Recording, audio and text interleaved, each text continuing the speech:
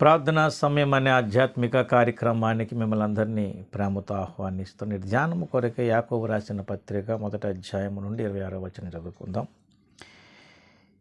ఎవడైనను నోటి కళ్ళెము పెట్టుకొనక తన హృదయమును మోసపరుచుకొనొచ్చు భక్తి గల్లవాడని అనుకునిడల వాని భక్తి వ్యర్థమే.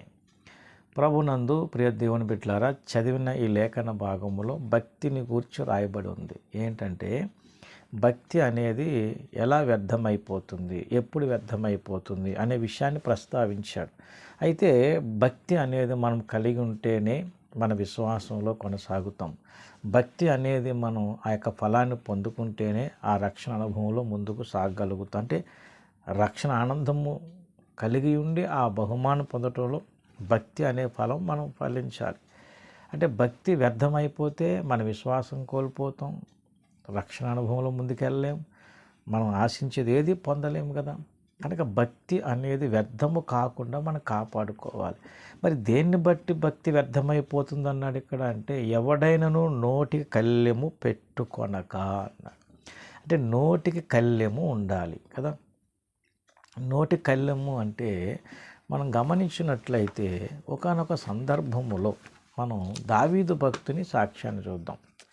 దావీదు భక్తుడు ఏమని ఇక్కడ చెప్పుకున్నాడంటే 39వ కీర్తన చూడండి. 39వ కీర్తన మొదటి చరణం అంటాడు, నా నాలుగుతో పాపము చేయకుండానట్లు నా మార్గములను జాగ్రత్తగా చూచుకొందును, భక్తిహీనులు నా ఎదుట ఉన్నప్పుడు నా నోటికి చిక్కము ఉంచుకొందును అనుకుంటేని. ఎవరి ముందు? భక్తిహీనులు నా ఎదుట ఉన్నప్పుడు నా నోటికి చిక్కము అన్నాడు. కాబట్టి చిక్కము అంటే ఏది పడుతుంది మనం కళ్ళెము పెట్టుకోవడం, చిక్కం అంటే ఏది పడుతుంది మాట్లాడటం, ఎలా పడితే అది మాట్లాడి ఎక్కడ పడితే అక్కడ మనం మాట్లాడటం అనేది కాదు. ఏమండి, ఎలాగా అంటే సమయోచితంగా సందర్భ సహితంగా మనం మాట్లాడేటట్లు ఉండాలంటాడు పౌలు భక్తుడు. చూడండి, ఎఫెసీ పత్రిక 4:29లో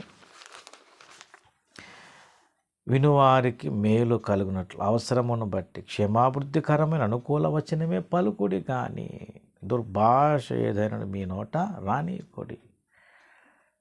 వినువారికి అన్నాడు, ఏమండి, అనుకూల వచనమే అంటాడు, అవసరమును బట్టి అంటాడు, క్షమాభివృద్ధికరం. ఎన్ని విషయాలు చెప్పుకొచ్చాడు అంటే అవసరము లేకుండా మాట్లాడే పరిస్థితులు ఉన్నాయి, క్షమాభివృద్ధి లేని మాట్లాడే ఉన్నాయి, అనుకూలము కానివి అక్కడ ఆ సందర్భం కాదు, అనుకూలం కాదు. కాబట్టి ఇలాంటివన్నీ కూడా నష్టాన్ని కలిగిస్తాయి. దీనివల్ల ఏమైపోతుందంటే భక్తి అనేది అర్థమైపోతుంది.